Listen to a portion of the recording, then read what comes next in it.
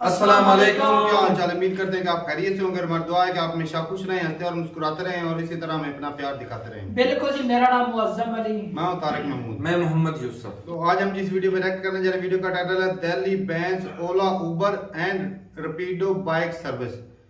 तो ये जी दिल्ली ने बंद कर दिए जो बाइक के ऊपर वो जो है पैसेंजर को छोड़ते थे एक जगह से दूसरी जगह पर।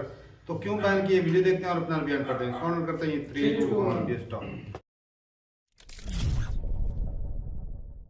नमस्कार and welcome you all to world affairs. मैं हूं प्रशांत धवन। नाउ मैं जानता हूं कि ये टॉपिक शायद आपको इतना ग्लैमरस ना लगे, मगर लाखों की नौकरियां जुड़ी हुई है इस टॉपिक से, तो इसके बारे में आपको पता होना ज़रूरी है।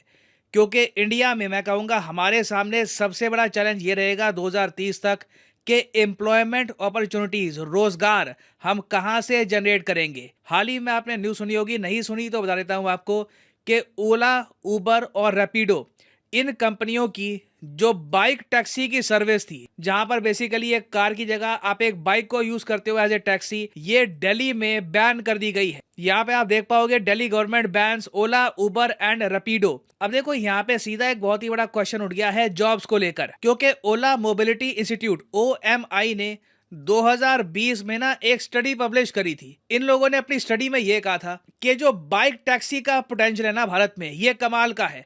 इस तरीके की जो बाइक टैक्सियां हैं, ये हमारे छोटे शहरों से लेकर गांव से लेकर बड़े शहर हर जगह ऑपरेट कर सकती है और आराम से इनसे ना रेवेन्यू पर ईयर 4 से लेकर $5 बिलियन आ सकता है। और साथ ही साथ इससे रोजगार कितना जनरेट होगा, 2 मिलियन जॉब्स हम जनरेट कर सकते हैं, मतलब कि 20 लाख नौकरियां इससे हो सकती है जनरेट। और याद रखिएगा भारत को ना 2030 तक 90 मिलियन जॉब्स चाहिए। अब जो ये 90 मिलियन की रिक्वायरमेंट है ना, इसमें से कहीं से 2 मिलियन 3 मिलियन आपको अगर हेल्प मिलती है तो ये हेल्प हम वेलकम कर सकते हैं। ये हमारे देश के यूथ को एम्पावर ही करेगी। और बाइक टैक्सी धीरे धीरे ना एक ऐसा रोजगार बन गया था, या फिर आप कह लीजिए एक पार्ट टाइम जॉब भी बन गई थी, जिससे बहुत से युवक अपनी फैमिली को भी सपोर्ट कर रहे थे। मैंने ऑनलाइन कई लोगों के इंटरव्यू देखे, वहां पे उन्होंने लिखा हुआ कि देखिए जहां पे मैं काम करता था किसी कॉल सेंटर में या फिर किसी शॉप में, वहां पे सैलरी मिलती थी 12,000 रुपए या 15,000 रुपए पर मंथ, तो इससे घर का खर्चा चलता नहीं था।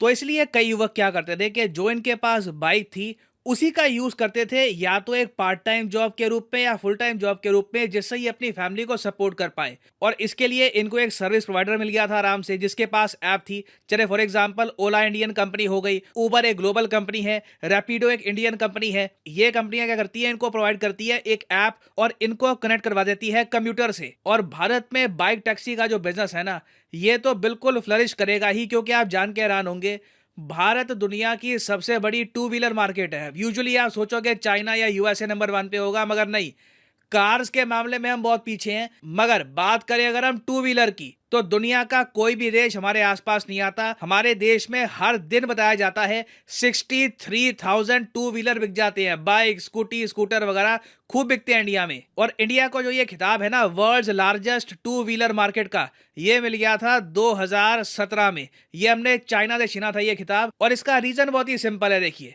ज्यादातर इंडियन जो है, मेजॉरिटी ऑफ इंडियंस, वो कार अफोर्ड कर नहीं पाते। गाड़ी अगर आपको चाहिए तो सीधी सी बात है 3-4 लाख रुपए बेयर मिनिमम आपको खर्च करने पड़ेंगे। साथ में इंश्योरेंस के आपको अलग से खर्चे होंगे, जो फ्यूल का खर्चा है वो ज़रा होगा, पार्किंग की दिक्कतें आएंगी आपको। वेराज एक टू व्हीलर बहुत सस्ता आपको आराम से मिल जाएगा, 50-60 हज़ार का आपका आ जाएगा टू व्हीलर। बाकी जो खर्चे होते हैं फ्यूल के, मेंटेनेंस के, वो भी कम होंगे, पार्किंग का भी इतना इशू होगा नहीं। तो बहुत से इंडियंस कार की जगह ना ये टू व्हीलर लेना पसंद करते हैं। अब यहाँ पे आप कहोगे अच्छा ठीक है, इंडिया में जी रोजगार की आवश्यकता, टू व्हीलर मार्केट हमारे यहाँ नंबर 1, लोगों के पास ये बाइक्स वगैरह है भी, और बाइक टैक्सी की डिमांड भी है। हमारे यहाँ आप देखोगे कई लोग हैं, उनको अगर रोज काम पे जाना है ना, तो वो अगर गाड़ी वाली जो टैक्सी है, कार की टैक्सी अगर यूज करते हैं तो उसमें उनका खर्चा बहुत ज्यादा बढ़ जाएगा। बाइक टैक्सी उनको काफी सस्ती पड़ती है। तो डिमांड थी, सप्लाई थी, सब कुछ था, मगर एक प्रॉब्लम आ गई।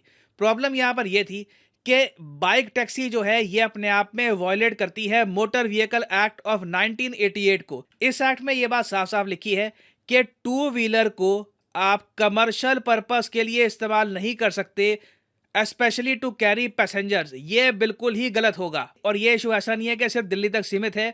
हाल ही में देखा गया कि महाराष्ट्र में भी रैपिडो को लाइसेंस देने से सरकार ने मना कर दिया और उसके बाद रैपिडो कंपनी गई सुप्रीम कोर्ट में और सुप्रीम कोर्ट ने भी कोई भी रिलीफ, कोई भी राहत रैपिडो कंपनी को नहीं दी। तो अब देखिए इन द फ्यूचर पॉसिबिलिटी है कि धीरे धीरे भारत की और जो स्टेट्स है वहां पर भी ना जो ये बाइक टैक्सी का सिस्टम है इसमें प्रॉब्लम्स आ सकती है। कई स्टेट्स हैं जो इसको अभी के लिए अलाउ कर रही है, फॉर एग्जांपल वेस्ट बंगाल में ये अलाउ है। बट सूनर और लेटर हमें यहाँ पर सोचना होगा कि क्या हम इन द फ्यूचर अपने कानून में बदलाव लेकर आएंगे या फिर जो लाखों का रोजगार हम जनरेट कर सकते हैं, जो हमारे सामने है एक चीज, ये हम खो देंगे।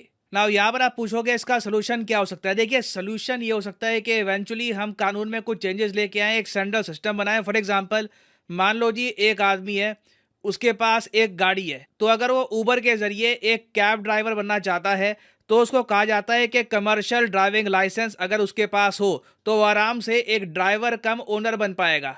तो सेम केस बाइक्स के लिए भी है।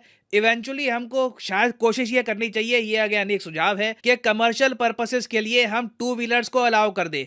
अब यहाँ पर मैं जानना चाहूंगा आपका ओपिनियन, क्या आप मानते हैं कि इसे हमें प्रमोट करना चाहिए या फिर आप मानते हैं कि नहीं आप ऐसी जॉब्स के अगेंस्ट हैं? लिखेगा इसके बारे में कमेंट सेक्शन में, मैं जेन्युइनली जानना चाहूंगा आपका ओपिनियन। और हाँ, फाइनली आपके लिए इंपॉर्टेंट मैसेज, अनअकैडमी एक मैसिव सेल लेके आया है, 30% डिस्काउंट की sale on UPSC courses. Usually ये सेल होती है 10% की, पहली बार अनअकैडमी की 30% सेल शुरू हुई है। आपको सिंपली यहाँ पर कमेंट सेक्शन में जाना है और यहाँ पे आपको एक पिन्ड कमेंट में लिंक मिलेगा। इस लिंक पे आप क्लिक करोगे तो आप परचेज कर पाओगे अनअकैडमी का कॉम्बो पैकेज, जिसके अंदर यूपीएससी प्रीलिम्स, मेंस, ऑप्शनल तीनों की ही तैयारी आपकी इकट्ठी हो जाती है। और याद रखिएगा ये एक आइकॉनिक कोर्स है, तो मतलब कि आपको लाइव क्लास मिलेगी, आपको पर्सनल कोच भी मिलेगा जो आपको मोटिवेट करेगा कि प्रॉपरली ये कोर्स आपको फॉलो करना है। तो सिंपली यहाँ पर क्लिक करिए पिक ए प्लान पर और यहाँ पे आप परचेज कर सकते हैं अनअकैडमी ये कोर्सेज। फॉर एग्जांपल मान लीजिए अभी आप एक कॉलेज स्टूडेंट हैं, अभी आपके पास 2-3 साल का टाइम है, 2024-25 में आपको एक प्रॉपर अटेम्प्ट देना है यूपीएससी का,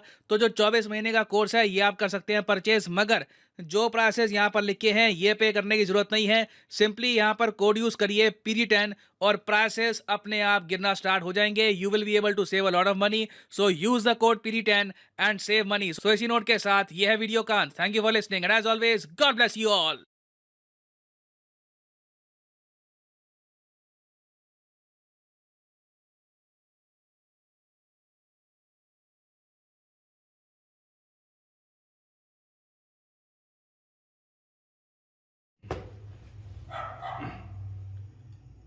चलें जी, वीडियो खत्म हो गई। और भाई साहब ये तो भाई पहले से कानून बना हुआ था कि जो टू व्हीलर है वो आप जो है वो कमर्शियल के तो लिए फिर इस्तेमाल। परमिशन क्यों दी वो लोगों को? मतलब पहले एक धंधे में नहीं, वो तो कंपनियों ने खुद ही वो ऐप बनाया और उनको लगा दिया इस काम पे। तो जब पहले इतना फेमस काम नहीं था, लेकिन अब जो है वो बहुत ज्यादा हो गया। अच्छा। तो साफ ज़ाहिर है जब कोई चीज ज्यादा होने लगती है तब जो है वो कानून को याद आता है, भाई साहब इसके खिलाफ तो कानून भी काम करता है, तब जाके उनको पता चला। तो असल मकसद ये गवर्नमेंट जब ऐसा रोकथाम लगा रही है, इनका मकसद ये है कि एक जो है वो प्रॉपर तरीके से लाइसेंस बने जी, ये गवर्नमेंट को भी कुछ टैक्स दें। बिल्कुल। वो जो अभी ओला चला रहे थे वो गवर्नमेंट के खाते में तो इतना ज्यादा टैक्स नहीं जाता। अब जो ड्राइवर है वो कंपनी और जो ड्राइवर खुद ही मतलब बराबर मार्जिन खुद ही ले लेते, गवर्नमेंट का कुछ इतना ज्यादा टैक्स नहीं जाता। ये बात तो है। एक इसका जो है भाई साहब फायदा था कि जो अगर गवर्नमेंट नहीं ना चाहती भी जो इतने लोग जॉब कर रहे हैं उसको भी हम जॉब से निकाल दें, ये भी तो गवर्नमेंट नहीं प्रॉपर वे से भी चलाए को अपना फायदा है। एक है मतलब कि लोग वो नहीं अफोर्ड कर सकते गाड़ी पे, सस्ता है उसका फायदा एक तो पैसेंजर बिल्कुल है है, वो गाड़ी तो नहीं ना मंगवा सकता। हमारे- अगर उसको चाहिए स्कूटी तो भाई साहब वो स्कूटी मंगवाएगा, सस्ती पड़ जाती है। और एक ये भी तरीका है कि भाई साहब जो जहाँ पर गाड़ी नहीं जा सकती वहाँ पे स्कूटी आसानी से जा सकता है। मोटरसाइकिल जो है वो टू व्हीलर होता है और वो भाई साहब रश में भी थोड़ी सी जगह से भी वो आसानी से गुजर सकता है। और वो जब गाड़ी होगी तो एक तो वो ज्यादा बंदे हो तो फिर बंदा गाड़ी वो किराए पे ले लेता है। लेकिन गाड़ी रश की तरफ फंस भी सकती है, इमरजेंसी भी तो हो सकती है, तो उसके लिए बेस्ट बाइक का इस्तेमाल ज्यादा नहीं, सर्विस अच्छी है ये बात नहीं, लेकिन कानून नाम की भी चीज है ना, उसको भी फॉलो करना। नहीं, गवर्नमेंट को चाहिए कि थोड़ा सा ना कानून में नरमी आगे पीछे करके करके उसको, ना हाँ। वो ऐसा है कि जो लोग हैं, एक देखिए ना, इससे क्या होता है, रेवेन्यू जनरेट हो रहा है, अब लोगों को रोजगार मिल रहा है, है। लोग जो है वो पैसे कमा रहे हैं, साफ जाहिर है जो बंदा पैसे कमाता है वो ऑटोमेटिक खर्च भी तो करेगा ही। साफ जाहिर है। तो ये इसमें फायदा था कि कितने लाखों लोग जो है, जिस तरह सर बता रहे थे कि लाखों लोग काम करे, तो अब इसके बंद होने से उनके जो कुछ बंदे तो ऐसे हैं कि जो नौकरी वाले Permanent है, हाँ। कुछ बंदे ऐसे भी हैं जो परमानेंट काम कर रहे हैं, तो जिनका परमानेंट काम था उनका छीन गया भाई, वो तो उसका चूल्हा ठंडा हो गया। ठंडा हो गया। तो ये बड़ा फर्क पड़ यार रहा तारक भाई, वो मेरा कजन जर्मनी में, वो बोलता मैं एट ए टाइम 3 नौकरियां करता हूँ, अमेज़न में परमानेंट और 1-2 जगहों पर और भी अप्लाई किए। जब मैं उधर से फ्री होता वो मुझे, मैं उनको कॉल कर देते मैं फ्री हूँ, वैसा वो ऑर्डर दे देते हैं, वो बोलता मैं उठा लेता हूँ। घर में वेला बैठने का फायदा भी क्या है? तो वो फायदा तो ये है बहुत ज्यादा आम पब्लिक का, एक काम के साथ एक काम फ्री भी हो रहा है, पैसे भी घर में आ रहे हैं, ऐसे आ किसको रहे हैं। चुभते हैं? सही किसी को बात। नहीं। तो ये जब कोई पैसे कमाता है तो साफ जाहिर है गवर्नमेंट को भी फायदा ही होता है कि भाई जो बंदा गरीब आवाम से तो अच्छा है कि बंदा थोड़ा सा तगड़ा ही हो। जी। सही है। यार इससे भाई साहब गरीब आवाम को ज्यादा फायदा कर, स्कूटी फायदा है, वाले भाई, कारें बहुत कारें तो हर किसी के पास की बात लेकिन नहीं ये है। एक और भी चीज मेंशन करना चाहूंगा कि ये लोकल जो बसें होती है ना, वो ज्यादा बेनिफिट होते हैं। ये जिस तरह रिक्शे वाले हैं ना भाई, मौसम भाई, ये अगर हर बंदा ही वो बाइक के ऊपर हो तो फिर वो रश बढ़ जाएगा, रोड रश तो बढ़ेगा, लेकिन लेकिन तारक public साहब भी इतनी उसकी demand भी तो है। एक्सीडेंट के chances भी बढ़ मौसम जाते हैं बात तो साहब। सुनो ना भाई, बस ने मेन रोड के ऊपर ही रहना, हाँ वो नीचे नहीं जाएगी, आगे लेकिन बाइक तो वाली आपने है। रिक्शे के ऊपर या कुछ स्पेशल और गाड़ी लेनी है। हमारे तो जो उसके लिए ये भाई हमारे पास ना बेहतरीन चीज़ ये है। आपके वहाँ बाइक है, हमारे पास ना रिक्शे होते हैं, वो बाइक के पीछे वो लगा लेते हैं जुगाड़ लगा के, तो वो नहीं, वो तो उसकी- इंडिया में भी है। वो भाई साहब उसके साथ एक्सीडेंट के चांसेस बहुत बन जाते हैं, बिल्कुल। क्योंकि तो एक रोड है उसके ऊपर अगर 40 बंदा जाना है बस में, तो वो 50-60 बस में आ जाता है बंदा, आ ठीक जाता है, है, तो एक ही बस जा रही है, ठीक है, अगर 50-60 बंदा मुख्तलिफ स्कूटर पे एक स्कूटर पे वो जा तो रहा है, बहुत भाई बड़ा बहुत क्राउड ज्यादा बन crowd जाएगा जाता है। ना, रश तो है साहब। तेल का भी ज्यादा खर्चा हो जाता है, ये एक भी और तो भी चीज fraud देखना चल रहा है ना। एक्ट जो है वो ऐसे तेल ना जो बना रखा तेल जो है। वो इंपोर्ट करना पड़ता है, अगर इलेक्ट्रिक बाइक यूज करे तो फिर भी तो वो अच्छा तो है ना। हाँ। तो इंडिया के अंदर है भी इलेक्ट्रिक बाइक, जी। और देख लो सबसे ज्यादा इलेक्ट्रिक बाइक 2 व्हीलर है भी इंडिया के अंदर 2017 से चाइना में, चाइना को इतना तो पीछे चाइना छोड़ के दिया अंदर इसने। नहीं है। तो ठीक है भाई, अब अपनी राय जरूर बताइए कमेंट सेक्शन में, ये जो बंद हुआ है इसका फायदा है या नुकसान है? बात चलो, उनकी एक स्टेट की के उल्टी अंदर रह है। गई है। हाँ, तो हमारे में हिसाब से, मैं अगर वो रोजगार का देखा जाए, क्योंकि जो 90 मिलियन, नहीं, लेकिन ये है कि भाई स्टेट में जो कानून है 90 ना भाई, मिलियन 90 मिलियन मेरे ख्याल में बोल रहे थे, 90 मिलियन लोगों को 2030 तक नौकरी मिलनी है, तो वो अभी तक तो वो भाई पूरी जो जनरेट नहीं कर पा रहे, तो वो वैसा भी इस तरह छोटे किसी छोटे तरीके- अदारे से मिलकर इतनी जनरेट हो ये जो स्टार्टअप शुरू है इनसे ही फर्क पड़ेगा, वरना जो इतने लोगों को नौकरी दे पाना बड़ा ही मुश्किल है। तो ठीक है भाई, अपनी राय जरूर बताइए कमेंट सेक्शन में, मिलते नहीं वीडियो के साथ, तब तक के लिए इजाजत दें। अल्लाह हाफिज़।